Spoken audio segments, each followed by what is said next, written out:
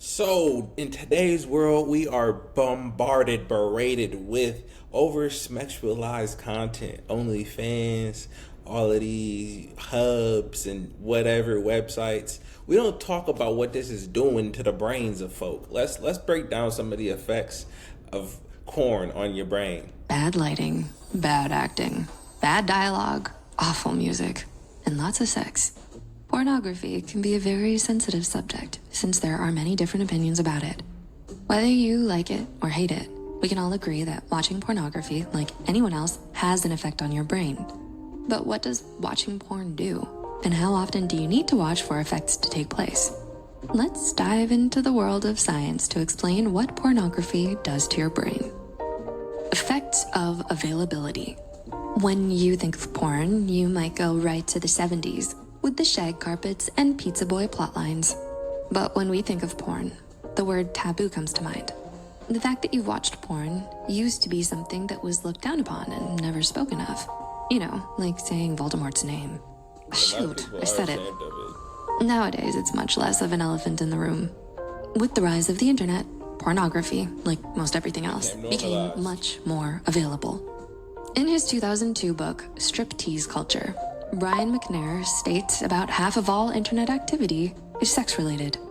Fast forward to 2004, MSNBC and Elle magazine did a study regarding pornography where, out of 15,246 participants, 75% of the men and 41% of the women stated they had downloaded pornography via the internet. In the 2008 book, The Porning of America, they explain this phenomenon. They turned it into Once porn became available, on demand, and it didn't risk a computer virus with every third click, more escalated topics were searched and more people watched porn in general. Less problems, more pleasure.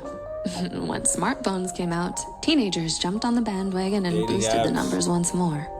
It's a mobile computer that can be taken out of adult supervision range. Definitely kind of the perfect storm if you think about it. That's the reason I love my first Android. I was like, this is just like having a computer. In a study done by researcher and author Barry Gunter, he found that teen males were more interested in more erotic types of pornography and wished they could experience it for real. It was also found that if the participant had a more positive or accepting opinion of pornography, they would be more often aroused when watching. Well, duh. I don't think that we needed a study to tell us that last part. Anyway, Patrick Fagan, PhD, compiled research on the effect of pornography on married individuals with families.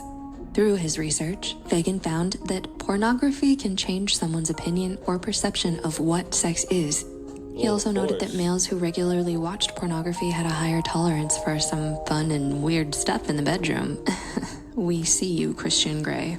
They also may have a higher tolerance for seeing someone as an object rather than a person with value. And that's one thing. I feel like a lot of women complain that men only see them as objects and items, but they don't stop to understand, like, this is something that's been propagated and pushed on to the society we live in now for it to be normalized to look at people as objects and not everything that goes with them, including intellect and emotion. Of addiction. Like anything else, too much of a good thing can have negative effects, so moderation is key. Look, chocolate cake is amazing, but you can't have a slice of decadent, sugary chocolate cake every day. Eventually, that can catch up with our physical health and bodies. The same thing can happen with your mind. In 2015, a group of researchers stated, frequent pornography exposure hasn't been fully studied, so there may be a lot more to the picture than what we know now. In 2011, Donald Hilton Jr. and Clark Watts did a study on pornography addiction. They found that the brain activity produced by cocaine addiction was identical to brain activity from pornography addiction. A similar study was done in 2004 with methamphetamines and had similar findings. So, your aunt with a shopping addiction who's always ordering off Amazon or home shopping networks all at the same time, her brain might look a little something like this too. It's not all bad. We know that there's limited information on the subject, and the majority of It's not bad that your brain looks like that of a methamphetamine user at all. It's not bad. It sounds really awful. So Gary Wilson came out in 2016 to remind us that we can't just say, oh, you watch porn, you see people as objects and are a trash human. No. Pump the brakes, baby cakes. He found that the times we saw more extreme negative effects from pornography overuse, that the same person also showed evidence and indications of mental illness. So there may have been other reasons as to why this person justified negative sexual preferences with pornography. Also, in 2016, another study was done regarding acceptance of pornography in marriages. So for the rest of us, how do you feel about your spouse watching porn? In this study, That's a good question. How do you feel about your spouse watching porn? Me personally, I'm not looking for a woman that is like, oh yeah, every day or regularly. I feel like the less you do, the better. The more apt I would be to be interested, the less that you watch it. But with that being said, I'm someone who also does not give myself the liberty and the freedom and the justification of okaying watching porn anymore. I used to. And I realized that it was not benefiting me or helping me get to where I needed and wanted to be. And if anything, it was a distraction and a liability. So I started removing it from my life.